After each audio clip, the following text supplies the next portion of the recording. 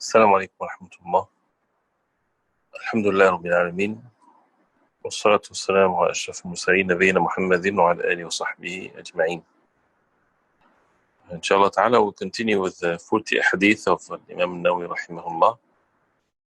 I believe we are in hadith number 33. Hadith number 33. It says عن ابن عباس رضي الله عنهما أن رسول الله صلى الله عليه وسلم قال: لو يعطى الناس بدعواهم لادعى رجال أموال قوم ودماءهم، لكن البينة على المدعي واليمين على من أنكر. يقول حديث حسن رواه البيهقي، هكذا بعضه في الصحيحين. So this hadith, the narrator is Abdullah ibn Abbas radiallahu anhuma, that the Prophet ﷺ said, لو يعطى الناس بدعواهم. First of all, this hadith, as Imam Daqiq al-Eid, which is I have his sharh, his explanation right there, he says هذا حديث أصل من أصول الأحكام وأعظم مرجع عند التنازع والخصام. This hadith is one of the foundations of the rulings of al-ahkam rulings, judgment, disputes, one of the major reference when people have disputes with whatever, whether it's in matters of wealth or something else. This hadith is always a reference to this, and it's such a foundation that the Prophet ﷺ made it clear. The first statement is لو يعطى الناس بدعواهم. لو يعطى, if الناس, people, if they are given, right? If they are given بدعواهم meaning by their claims. الإعطاء is to give, right? So لو يعطى, that means if someone has the right to give someone else something, like the judge, so this hadith again is in matters of dispute. So say, for example, two people are in dispute and they go to the court, and the judge has the authority to give one and not to give the other by giving the ruling. That he would say this piece of land that they're having the dispute on, at the end the judge will say that belongs to A or belongs to B. So that means he is going to give someone. So if people are given bid'awah, but by their claim, and a da'wah is to claim something, right? So if someone claims that this car is his car, if people are going to be given whatever they claim, that's what is going to be the case. لَادَّعَى رِجَالٌ أَمْوَالَ قَوْمٍ وَدِمَاهُمْ. Then rijal, some men, will claim wealth, أموال قوم. They would claim the wealth of qawm, of people, وَدِمَاهُمْ, and their blood. Meaning that some people, they don't have the fear of Allah subhanahu wa ta'ala, and if they are going to be given whatever they claim to be the truth, then they will claim someone else's wealth. You'd say, this car is mine, this land is mine. No proof whatsoever, because if people are going to be given whatever they claim, or this guy killed his father, or this guy is the one that hit him, or things like this. So if people are given by their claims, even if it's someone that is the most trustworthy one, or say, for example, the king or the president, if he go to the court and he claims something, and he says that, this land is the land of my fathers, or this is my this or that, can anybody be given whatever they claim? So again, the hadith starts with putting that foundation or that example. لو يعطى الناس بدعواهم لادعى رجال أموال قوم ودماءهم. So some people, they don't have the fear of Allah. Anybody would claim anything, if it's the case that people can be given whatever they claim. Then the Prophet ﷺ said, ولكن البينة على المدعي. ولكن, but rather the bayyina. Al-bayyina is the clear matter. Al-bayyina, from bana yadhar, when something is apparent. So al-bayyina, or the evidence, what makes the truth clear in establishing a claim, al-bayyinatu ala al-mudda'i, is upon al-mudda'i. Al-mudda'i is the one that claims. So now we took the word ladda'a, it's in the past tense. Al-mudda'i is the one that claims, right? So al-mudda'i, and there's al-mudda'a alayhi.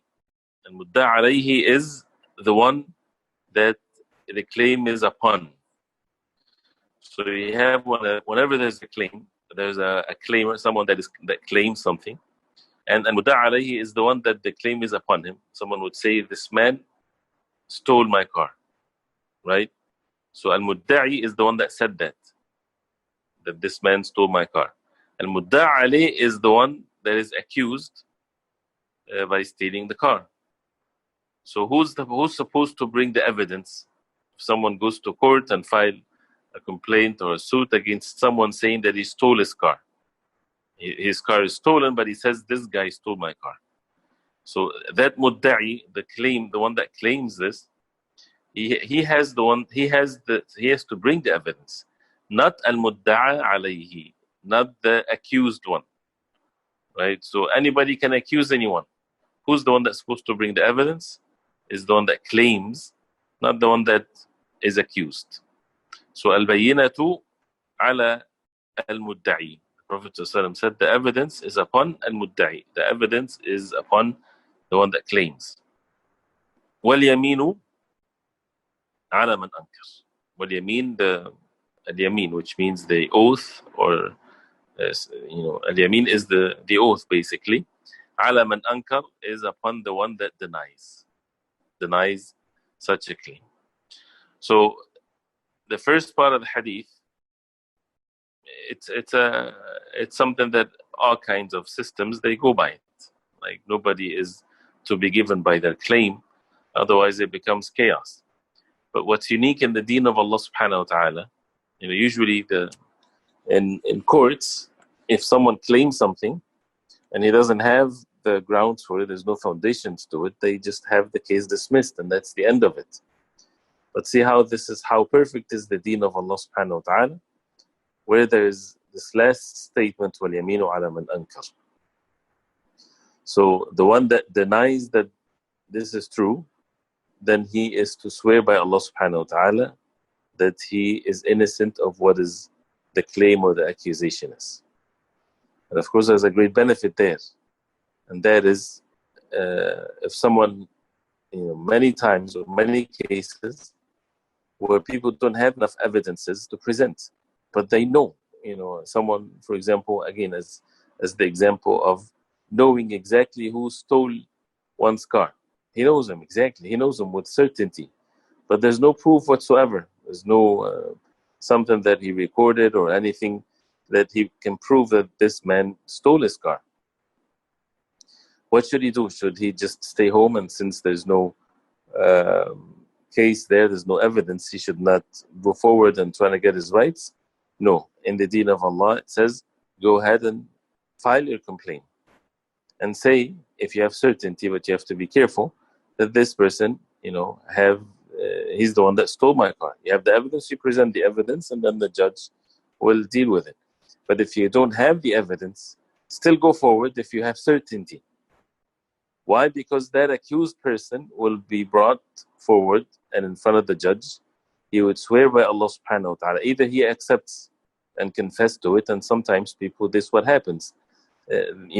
Something is initiated in the hearts, they fear Allah, something like that, and that's why the judge would remind them of Allah subhanahu wa ta'ala, that if he's accused and he denies, because he's going to swear by Allah subhanahu wa ta'ala, and this is yameen ghamus, this is a yameen or oath that if he takes and he's lying, that it dips its person into the hellfire.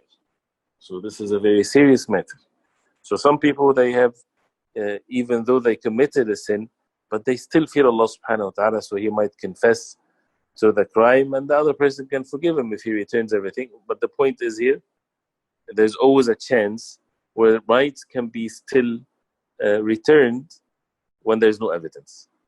When al-mudda'a alayh, the accused one, he is to be brought and to swear by Allah subhanahu wa ta'ala that he is innocent of such a claim. If that's what he does, then the case dismisses then. It's dismissed then, and not from the very beginning. So again, so this is a very important hadith in matters of disputes, and people can be accused of many different things, and especially when it comes to matters of wealth and blood. There are many rulings in it, and ulama talks about this in the subject of fiqh, with the different rulings, with different cases. What if the accused are more than one and not just one person, and things of that nature. So this is the hadith. لو يعطى الناس بدعواهم لادعى رجال أموال قوم ودماءهم لكن البينة على المدعي واليمين على من أنكر. And the early generations of Islam, they used to make sure that even when their children, they're raising their children, they used to punish their children if they make a witness, a false witnessing upon someone.